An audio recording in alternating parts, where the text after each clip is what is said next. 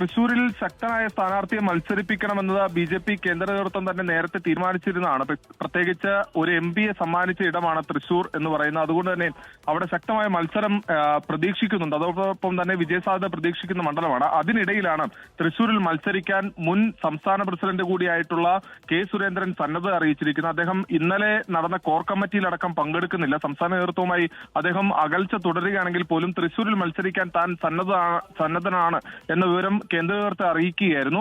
അതോടൊപ്പം തന്നെ ഇന്നലെ നടന്ന സമരപരിപാടിയിലടക്കം DCC സംഘടിപ്പിച്ച ഒരു സമരപരിപാടിയിൽ സംസാരിച്ച് കൊണ്ടിരിക്കെ സന്ദീപ് വാര്യർ അടക്കം വലിയ രീതിയിലുള്ള വെല്ലുവിളി ഇന്നലെ നടത്തിയിരുന്നു. K. സുരേന്ദ്രനോട് ധൈര്യമുണ്ടെങ്കിൽ തൃശൂരിൽ മത്സരിക്കൂ എന്നായിരുന്നു സന്ദീപ് വാര്യരുടെ വെല്ലുവിളി ഉണ്ടായിരുന്നത്. പക്ഷേ അതിനു മുൻപ് തന്നെ കേന്ദ്ര നേതൃത്വത്തെ K. സുരേന്ദ്രൻ ഇത്തരത്തിൽ മത്സരിക്കാൻ താൻ സന്നദ്ധനാണ് അറിയിച്ചു എന്നുള്ളതാണ് നമുക്കിപ്പോൾ BJP വൃത്തങ്ങളിൽ നിന്ന് ലഭിക്കുന്ന വിവരം. അതോടൊപ്പം തന്നെ ചേർത്ത് വെക്കേണ്ട കുറച്ച് കാര്യങ്ങൾ കൂടിയുണ്ട്. അതായത് KK അനീഷ് കുമാർ, അതായത് കഴിഞ്ഞ തവണ സുരേഷ് ഗോപി മത്സരിക്കുന്ന സമയത്ത് തൃശൂരിലെ ജില്ലാ പ്രസിഡന്റായിരുന്ന KK അനീഷ് കുമാർ മണലൂരിൽ മത്സരിക്കാനും അതോടൊപ്പം തന്നെ തൃശൂരിൽ നിന്നുള്ള BJPയുടെ സംസ്ഥാന വൈസ് പ്രസിഡന്റ് ആയിട്ടുള്ള ശോഭാ സുരേന്ദ്രൻ പുതുക്കാട് മത്സരിക്കാനും സന്നദ്ധ ആണ് എന്നുള്ളത് കേന്ദ്ര നേതൃത്വത്തെ അറിയിച്ചു എന്നുള്ളതാണ് നമുക്ക് ലഭിക്കുന്ന റിപ്പോർട്ടുകൾ.